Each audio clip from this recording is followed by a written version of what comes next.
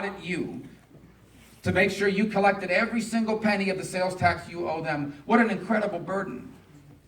The whole thing is a fraud. All the big companies already collect sales tax online. If they have a store, a physical presence in the state, they already do it. But what about the small businesses that are going to get crushed by it?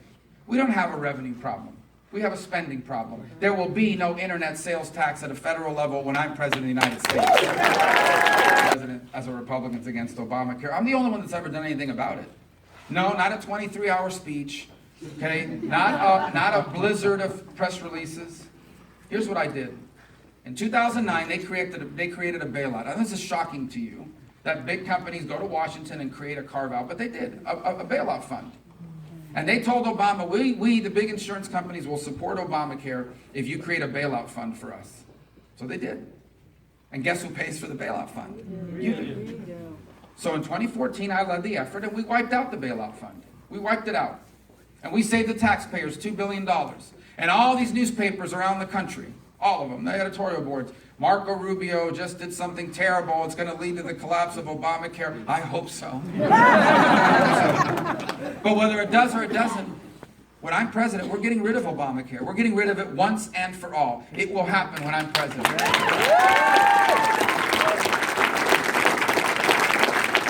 The other issue people talk about all the time, immigration. Listen, I understand this issue. My dad was an immigrant. My mother was an immigrant. My grandparents were immigrants. My wife's entire family are immigrants.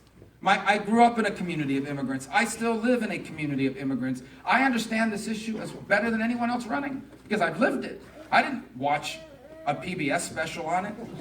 I didn't read a book about it. I didn't read the congressional testimony on it. I have lived it. I know every aspect of it. The good, the bad, the ugly.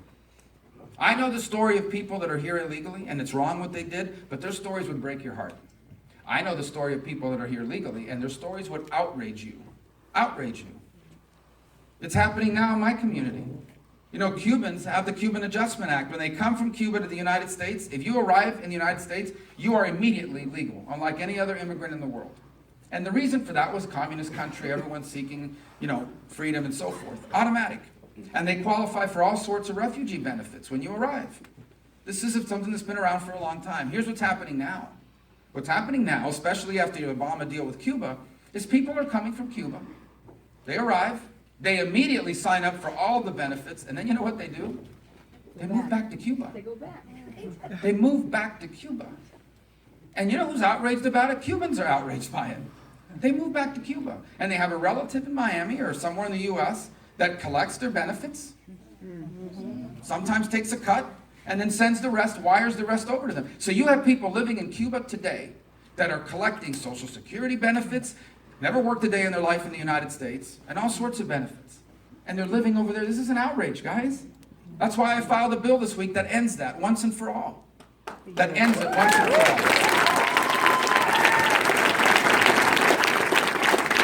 So I understand this issue, and here's what I understand about it. Number one, it's not the same issue.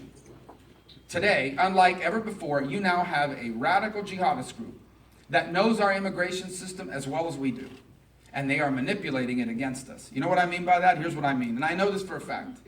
Okay, I'm a member of the U.S. Senate Intelligence Committee. That means every week I review the most sensitive intelligence information this government has. I'm not going to give away any secrets, but I'm going to tell you what I can tell you, that some of this has been reported in the media. ISIS is deliberately recruiting people that do not fit the typical profile. Like who? Doctors. They're looking for jihadists that are doctors to come to the U.S. on a visa as a doctor, as an engineer, as a student, even as a fiance.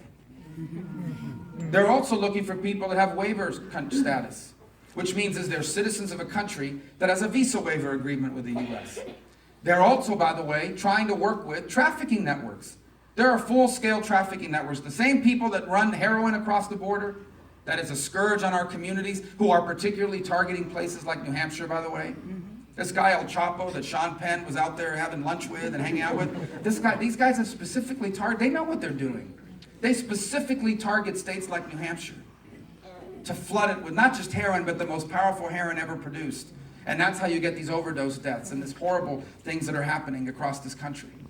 Okay? Well, those same networks traffic people too.